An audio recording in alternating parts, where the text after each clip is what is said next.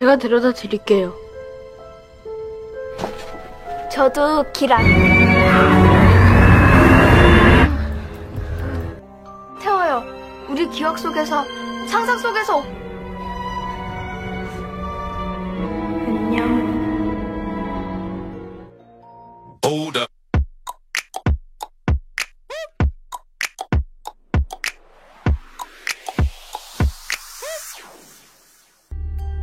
Assalamualaikum warahmatullahi wabarakatuh. Balik lagi nih sama channel Anak Rantau. Dan terima kasih buat kalian yang sudah mau nonton video ini.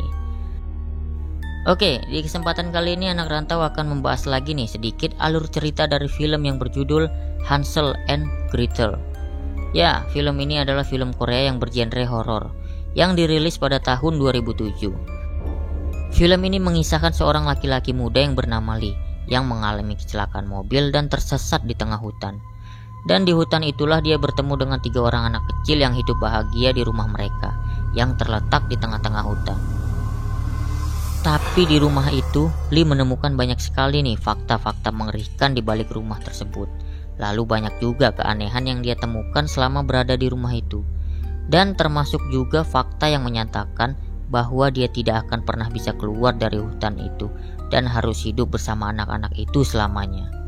So, jadi gimana film kelanjutannya? Daripada penasaran sama filmnya, langsung aja kita masuk ke videonya, yuk. Dan tetap stay terus ya sama video ini. Let's go.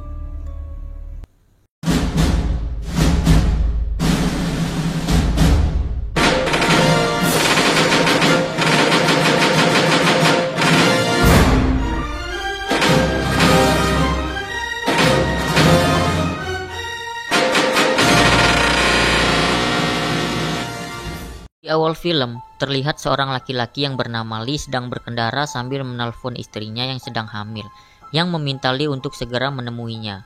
Lee pun menolak, dikarenakan dia harus pergi melihat ibunya yang sedang sakit. Tapi saat di perjalanan, dia kehilangan konsentrasi menyetir yang menyebabkan dia mengalami kecelakaan. Dia pun berjalan berusaha mencari pertolongan, tapi karena kondisinya yang lemas, dia pun jatuh pingsan. Saat dia sadar, dia melihat seorang anak gadis yang bernama Kim Yong-hee. Lalu Kim mengajak Lee ke rumahnya yang terletak di tengah-tengah hutan. 아주 조금만.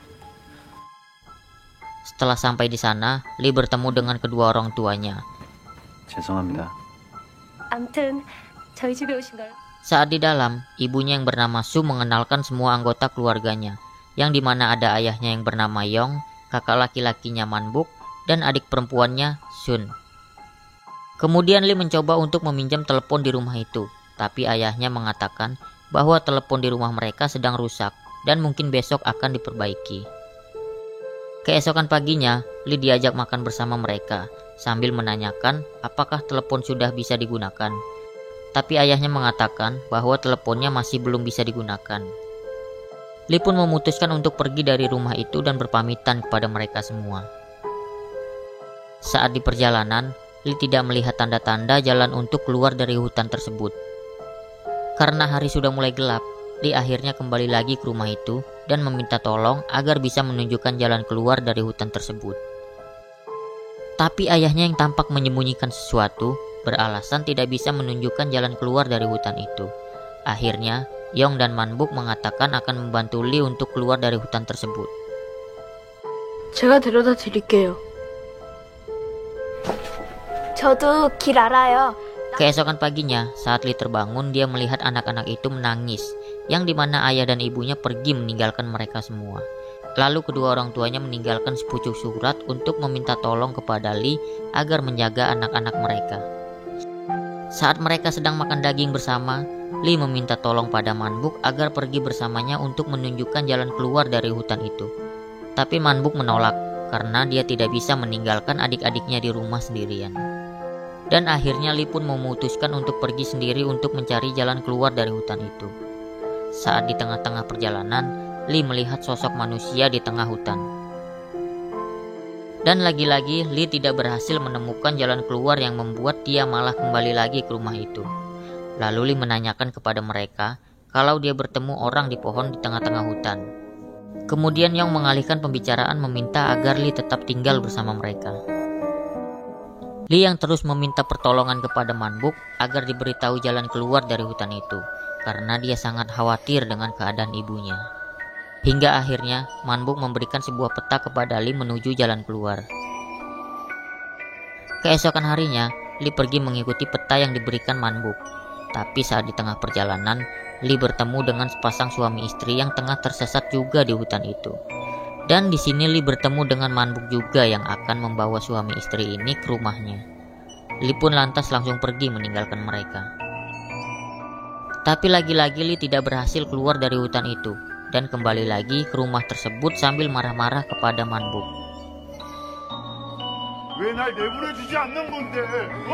Keesokan paginya, Li melihat istri pendeta itu sedang berniat mencuri barang berharga di rumah itu. Lalu Li menemukan buku cerita milik Manbuk. Pada saat melihat buku itu, Manbuk pun secara tiba-tiba datang dan terjadilah percekcokan antara Li dan Manbuk. Lalu Yonghee datang dan berkata kepada Li bahwa jangan membuat Manbuk marah. Malam harinya, Li naik ke atas dan bertemu dengan ibunya. Lalu ibunya mengatakan kepada Li bahwa mereka bukanlah orang tua kandungnya. Mereka sama seperti Li yang tersesat dan tidak bisa keluar dari hutan itu.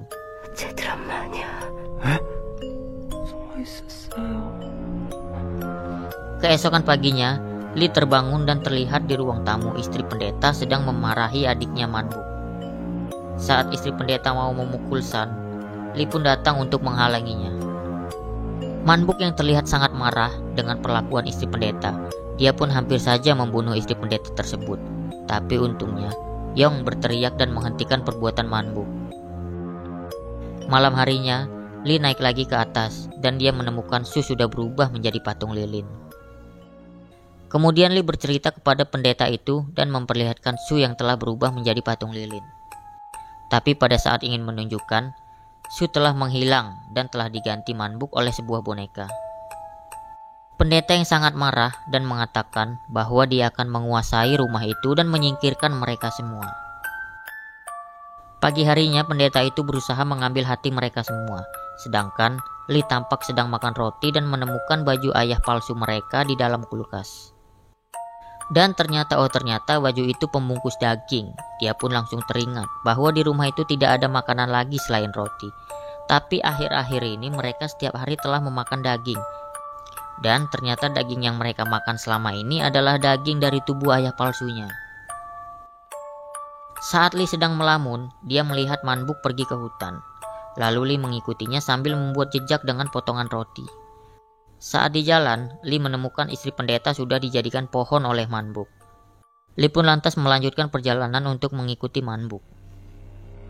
Lalu terlihat Manbuk masuk ke sebuah pintu Doraemon. Dan pada saat keluar, wajah Manbuk terlihat sudah sangat tua. Pada saat Manbuk pergi, Li pun yang penasaran berusaha masuk ke pintu Doraemon itu. Saat di dalam, Li menemukan sebuah buku milik Manbuk. Ia pun langsung melihat buku tersebut, yang dimana di dalam buku itu menggambarkan apa yang telah mereka lakukan selama ini. 어떡할까?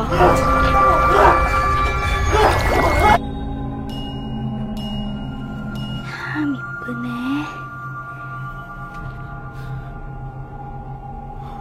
Tapi tiba-tiba Yonghee datang dan mengatakan bahwa mereka menyukai dirinya dan berharap Li bisa tinggal bersama mereka selamanya.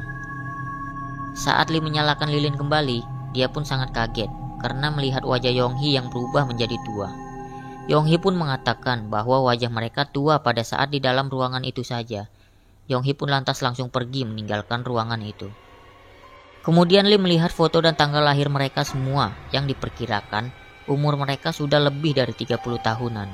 Li pun lantas kaget, dia pun langsung keluar, lalu mendengar jeritan San dari rumah tersebut yang tengah diikat oleh pendeta.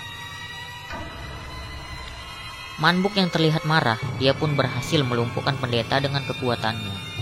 Pada saat Manbuk ingin membunuh pendeta itu, Li pun muncul dan mengatakan agar menghentikan perbuatannya. Lalu Li menyuruh Manbuk untuk membakar buku tersebut. Dan Manbuk mengatakan bahwa buku itulah yang mengabulkan permintaan mereka semua. Lalu Yonghee menceritakan masa lalu mereka saat masih kecil, yang dimana dulunya mereka berada di panti asuhan bersama teman-teman mereka yang lain. dan hidup mereka hanya disiksa oleh si pendeta. Nah, di sini saya agak bingung nih, kenapa si pendeta itu masih juga hidup ya sampai sekarang. Dan pada saat hari Natal, Santa Claus datang dan memberikan hadiah sebuah buku sambil mengatakan bahwa mulai sekarang apa yang mereka inginkan dan bayangkan akan terwujud. 이들이 상상만 하면 원하기만 하고. Pada saat melihat teman mereka sedang disiksa, Manbuk berusaha membantu dengan kekuatannya. Tapi sayang, teman mereka sudah tewas duluan. 형, 일어나. Lalu secara tiba-tiba pendeta itu bangun dan langsung menodongkan pisau kepada Lee. Dan di sini kejadian dulu terulang lagi saat si pendeta mau membunuh mereka semua. Lalu mereka semua berteriak yang menimbulkan angin kencang dan membuat si pendeta itu pun tewas.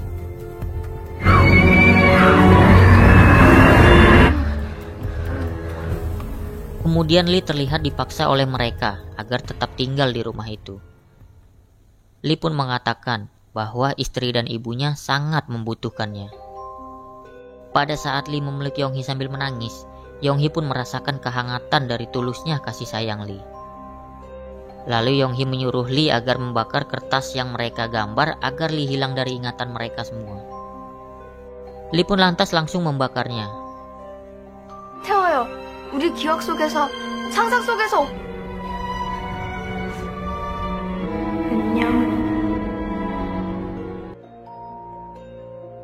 Hingga akhirnya Lee terbangun dari pingsan panjangnya dan menuju ke jalan raya yang dimana sudah ada banyak polisi di sana. Polisi pun tampak heran kepada Lee yang terlihat baik-baik saja, sedangkan mobilnya ditemukan rusak parah.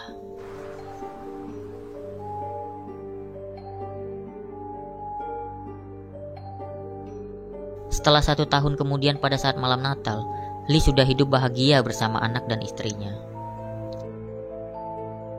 Lalu istrinya menyuruh Lee untuk membeli susu keluar. Pada saat kembali dari luar, Lee menemukan sebuah buku kosong. Lalu pada halaman akhir terlihat ada gambar Manbuk, Yonghee, dan Su sedang bergandengan tangan sambil tersenyum. Kemudian Lee melihat keluar jendela dan terlihat Manbuk dan adik-adiknya pergi lagi menuju ke hutan.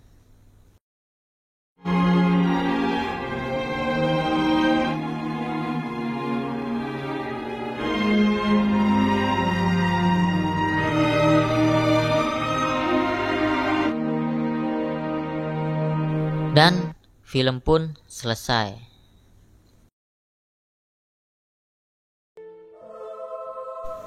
Nah, gimana nih menurut kalian sama film Korea yang satu ini? Coba kalian komen dulu ya di bawah. Ya, walaupun film ini bergenre horor, tapi pasti endingnya itu loh yang membuat kita yang menontonnya ikut merasakan keharuan dari film ini. Jadi buat kalian pecinta film-film Korea, wajib banget nih untuk nyobain nonton film yang satu ini. Oke deh sahabat semua, mungkin segitu saja dulu yang bisa saya bahas dari film ini. Jika ada kesalahan kata atau penyebutan dari video ini, saya mohon maaf kepada kalian semua ya. Dan kalau kalian suka dengan video pembahasan film ini, jangan lupa berikan like, komen, dan share juga ya. Lalu bantu dukung channel ini juga ya, dengan menekan tombol subscribe, agar channel Anak Rantau makin semangat untuk memberikan video-video selanjutnya seputar film-film menarik buat kalian semua.